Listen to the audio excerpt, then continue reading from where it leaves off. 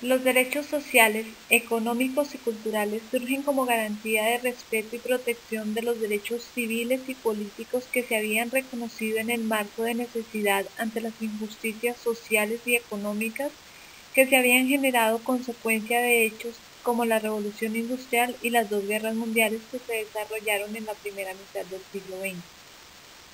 El marco normativo nacional e internacional de estos derechos busca garantizar la complementariedad entre los derechos civiles y políticos con los derechos sociales, económicos y culturales para asegurar el balance entre la directriz normativa del capitalismo y del socialismo.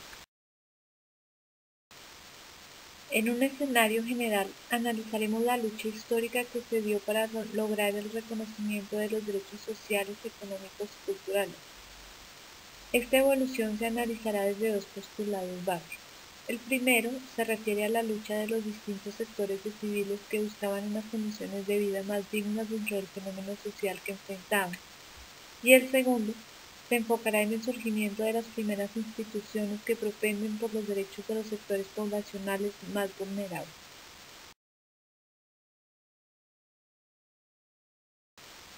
Una vez inicia la revolución industrial, en el siglo XVIII se presentan cambios para los cuales la sociedad de la época no estaba preparada, conllevando una serie de abusos e injusticias que empiezan a ocupar los primeros lugares de preocupación al interior de esto, ya que se empiezan a conocer y a generalizar públicamente. Surgen así las primeras manifestaciones sindicales y empiezan a sobresalir voces como la del líder sindical William Covey, quien promulgaba que la protección del trabajador no era un favor del empleador, sino un derecho que le asistía. El mayor exponente del pensamiento socialista es el señor Karl Marx. Su ideología queda plasmada en la obra El Manifiesto Comunista, donde expresa la máxima de su pensamiento, destacando la importancia del ser humano como actor principal de su historia. Es a partir de la publicación del Manifiesto Comunista en 1848 que se inician revueltas, que si bien no resultan como la clase trabajadora lo esperaba, sí genera un cambio en la forma en que se entendía la política y empiezan a introducirse medidas de bienestar social. Asimismo, la vivienda y la salud pasan a ser responsabilidad del Estado.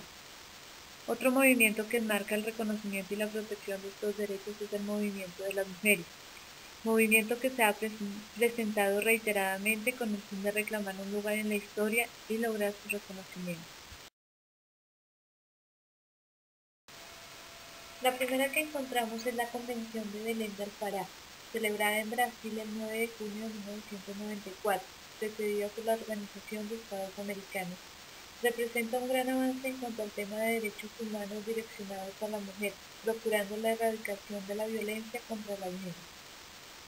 La segunda que encontramos es la creación de la Organización Internacional del Trabajo, OIT. Esta surge sobre el principio de que la paz mundial y permanente solo puede basarse en la justicia social, para lo cual debe mejorarse con urgencia las condiciones de trabajo en grandes cantidades de personas, ya que la injusticia, la miseria y las privaciones provocan un malestar tal que pone en peligro la paz y la armonía del mundo. La tercera es la Organización de Naciones Unidas, realizada en Yalta en el otoño de 1944, después de la Segunda Guerra Mundial. Surge la necesidad de desarrollar una organización internacional más fuerte que las anteriores, buscando proteger estos derechos en un orden internacional. En esta abordaremos diferentes ideas, conceptos y mecanismos relacionados con los derechos sociales, económicos y culturales, analizando los tratados internacionales ratificados por Colombia. Asimismo, analizaremos las obligaciones que conllevan y que han de ser asumidas por el Estado.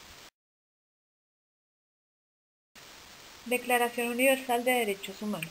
La Organización de Naciones Unidas, en la subdivisión de derechos humanos, redacta una carta con aplicabilidad internacional que se convertiría en la piedra angular de un nuevo orden constitucional. En los artículos 25, 26 y 27 de la Declaración Universal de los Derechos Humanos se encuentra la primigenia legislativa de los derechos sociales, económicos y culturales. Pacto Internacional de Derechos Civiles y Políticos y Pacto Internacional de Derechos Sociales, Económicos y Culturales. La disputa durante la Guerra Fría referente a las políticas de aplicación y protección de los derechos humanos suscitado entre el bloque capitalista de Occidente y los estados socialistas impiden la adopción de un solo tratado, por lo cual este se fragmenta en Pacto Internacional de Derechos Civiles y Políticos y Pacto Internacional de Derechos Sociales, Económicos y Culturales. Las obligaciones que adquieren los países que ratifican estos tratados están establecidos en el derecho internacional. Estas son: respetar los derechos humanos, es decir, el Estado debe abstenerse de impedir total o parcialmente en el ejercicio de un derecho humano protegido por estos tratados. Proteger los derechos humanos. Esto implica que el Estado debe imposibilitar el abuso de los derechos humanos en contra de la población. Esto abarca tanto la dimensión de individuos como de grupos determinados de población. Asimismo, deberá reprimir actos dirigidos por algunos individuos o colectividades a privar a los otros del ejercicio pacífico del derecho. Realización de los derechos humanos.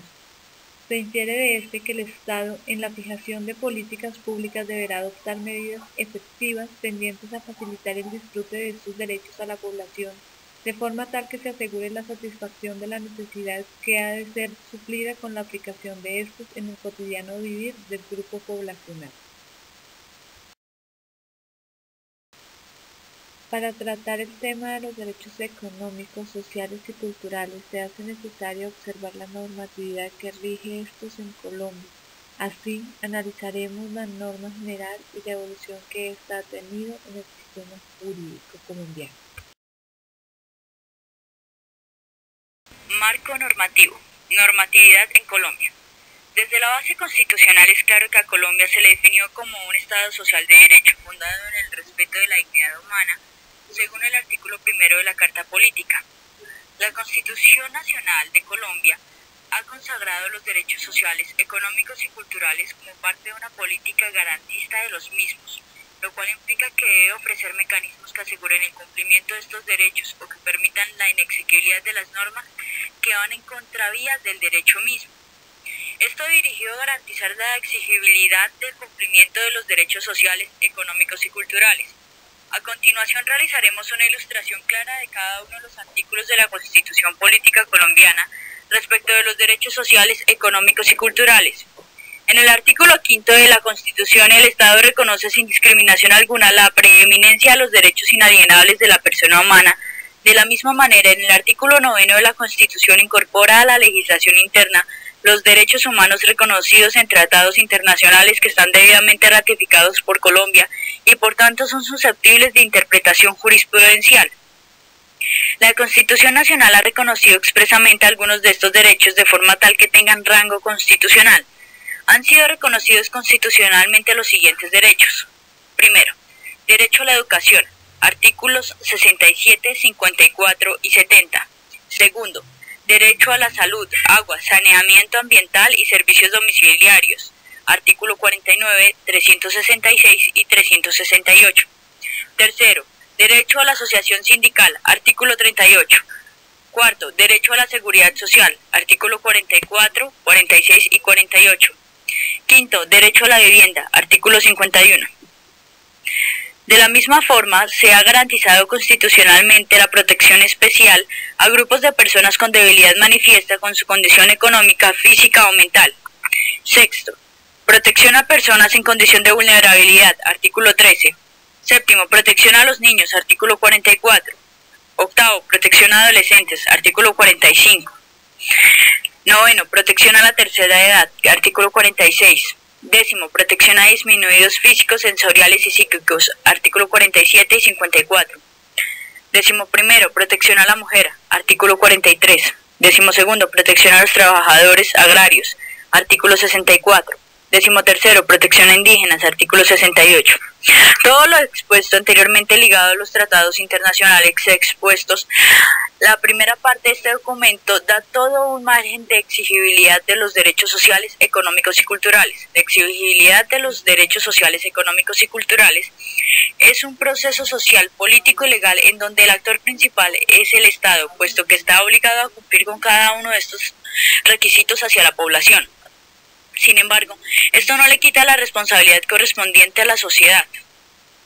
Respecto de los derechos antes mencionados, se puede evidenciar un desarrollo legislativo prioritario dentro de la política de Estado en pro de cumplir con las obligaciones que ésta ha adquirido frente a las organizaciones internacionales con quien ha ratificado convenios y frente a la ciudadanía respecto a los derechos que tienen jerarquía constitucional. Algunos ejemplos claros a compartir es la expedición de la Constitución Política de 1991, en el cual se destaca la Ley 115 de 1994, que regula todo lo referente hacia la educación, la sentencia T678 de 2001, que da a conocer el derecho de la asociación sindical, la Ley 546 de 1999 relativo al derecho constitucional a la vivienda y la Ley 100 de 1993 con respecto al derecho de la seguridad social. La Ley 115 de 1994. El proceso de formación permanente, personal y cultural, y desde luego social, consignados en sus derechos y deberes, en cuanto que el Estado tenderá a la formación de los educadores, dotarlos de recursos educativos, investigar la innovación e investigación educativa respecto a sus receptores, los estudiantes. Los niveles en educación en Colombia se destacan por 3 niveles: preescolar, educación básica y educación media. Sentencia T678 de 2001. Una especialidad del derecho genérico, la libre asociación, consagrado en el artículo 38 de la Carta, y cuyo alcance incluye los tratados internacionales que para el caso de la libertad sindical y su protección, así como de la negociación, refiere específicamente al Pacto Internacional de los Derechos Económicos, Sociales, Económicos y Culturales y los convenios 87 y 98 de la OIT. La Ley 546 de 1999 estableció las bases para facilitar la movilización de créditos hipotecarios con el objeto de proveerle al sistema hipotecario del país nuevos y eficientes modelos para obtener a través del mercado de capitales recursos para el financiamiento de vivienda. Una de tales formas es un nuevo sistema de titularización que, como lo veremos a lo largo de este estudio, conserva las ventajas fundamentales del sistema tradicional que se había venido utilizando en el país e introduce innovaciones en cuanto a las vías jurídicas para su estructuración que simplifican y hacen más eficiente su manejo.